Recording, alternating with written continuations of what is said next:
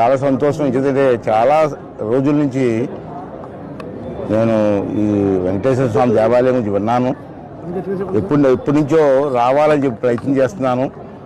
అయితే నాళ్ళకి ఆ స్వామివారి ఆశీర్వాదంతో స్వామివారి దర్శనం చేసుకునే అవకాశం నాకు నా కుటుంబానికి దక్కింది.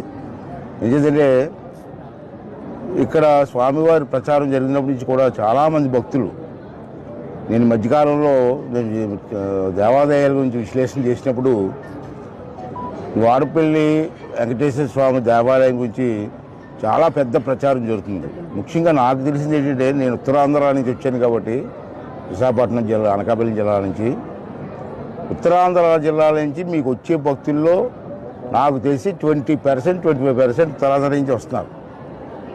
ఏ ట్రైన్ చూసినా, ఏ బస్సులు చూసినా మీరు వాళ్ళు ఎక్కడికి వెళ్తున్నారంటే స్వామివారి దర్శనానికి వెళ్తున్నామని చెప్తున్నారు.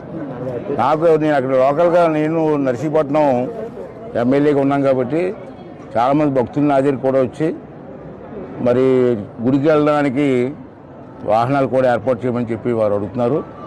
మరి ఉన్నమాట చెప్పాలని నేను పొలిటికల్గా మాట్లాడలేదు, కానీ ఉచిత బస్సు వచ్చిన తర్వాత అన్ని దేవాలయాలకు కూడా ఈ దర్శన ప్రాప్తి అందరికీ దొరుకుతుంది.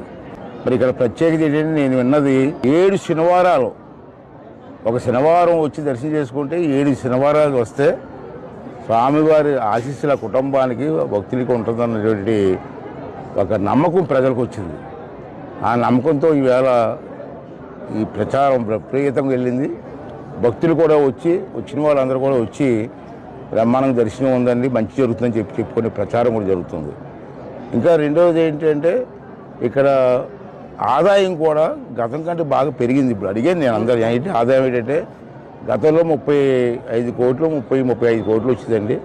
ఈ సంవత్సరం మేము 70 కోట్లు అలాగా ఎక్స్పెక్ట్ చేస్తున్నామని మాట్లాడుతున్నారంటే భక్తుల తాలూకు స్పందన ఏంటో మనకు అర్థమవుతుంది. అది కాకుండా ఇప్పుడు అడిగాను, అన్ని దేవాలయాలు లాగా పెద్ద దేవాలయాలు అలాగా మీరు కూడా అన్నదానం చేస్తున్నారంటే చేస్తున్నామని బ్రహ్మాండం చేస్తున్నాం అని వాళ్ళు చెప్తున్నారు. చాలా సంతోషం. దేవుని చూసి భక్తి పొందడం వేరు, అన్నదానం వేరు. ఇక్కడ స్వామివారి టెంపుల్లో కూడా అన్నదానం పెట్టి వచ్చిన భక్తులకి టిఫిన్లు, భోజనాలు పెట్టి బ్రహ్మాండంగా చేస్తున్నారు. కమిటీ వాళ్ళు కానీ, ఇక్కడ ఉన్న అధికారులు కానీ అందరూ కూడా బ్రహ్మాండంగా చేస్తున్నారు. మంచి భక్తులు ఉన్నారు. ఈ దినదిన అభివృద్ధి చెందాలని మనస్ఫూర్తి కోరుకున్నాను.